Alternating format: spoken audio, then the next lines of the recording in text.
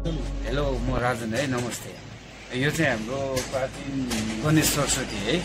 यो चाहिँ यसको इतिहासमा चाहिँ लगभग 100 वर्षभन्दा पनि ओल्ड हो यो।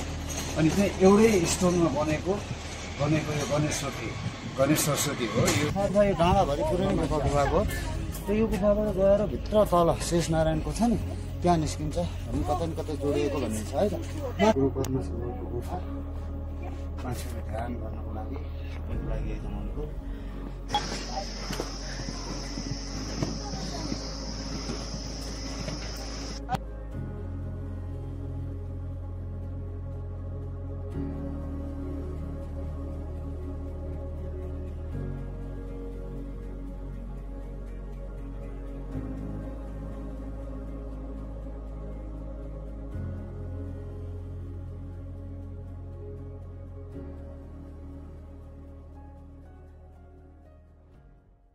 अब हामी लास्ट प्राचीन दक्षिणकाली आयो। त्यो चाहिँ नगरसु डाँडा भन्छ। यहाँ चाहिँ दक्षिणकाली माताको प्राचीन मन्दिर छ। यहाँ छ हामी यताबाट घुम्छौँ। तल पुऱ्याउनु भयो, माथि पुऱ्याउनु छ। र यो पार्कहरू दक्षिणकाली नगरपालिकाले धेरै राम्रो बनाएको छ। धेरै पर्यटकहरू यहाँ दिनौँ जसो आउँछन् र बिदा भएको बेलामा अझै धेरै हुन्छ।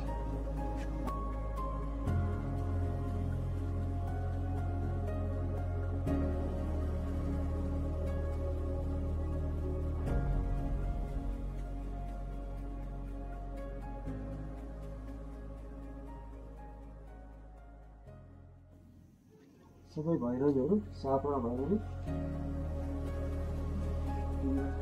चामुण्डा नीलबाराही चण्डेश्वरी गुरु रेम्बर चाहिँ काली माता यहाँ ध्यान गर्ने ठाउँ यो। अनि त्यहाँबाट चाहिँ गुरु रेम्बर चाहिँ यहाँ काली माता चाहिँ अलिकति चालफल भयो। गुरु रेम्बर चाहिँ अलिक सिधा त्यहाँबाट चाहिँ उहाँले मौसक खान थाल्यो। मौसक खाएपछि गुरु रेम्बर चाहिँ अलिकति मन अलिक खिल्लो भयो। भक्कुनी उच्चार तल्लै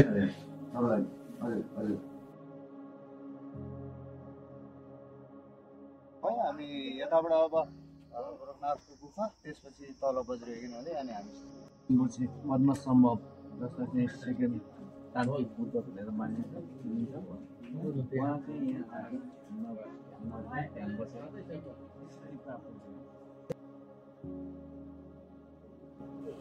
यो चाहिँ हाम्रो वज्रयोगिनी मन्दिर है। भव्यताका साथ हाम्रो यो फर्दिङको 7 टोलमा चाहिँ यसको जात्रा मनाइन्छ र यो मन्दिरलाई चाइनिजहरूले पनि एकदमै मान्छ।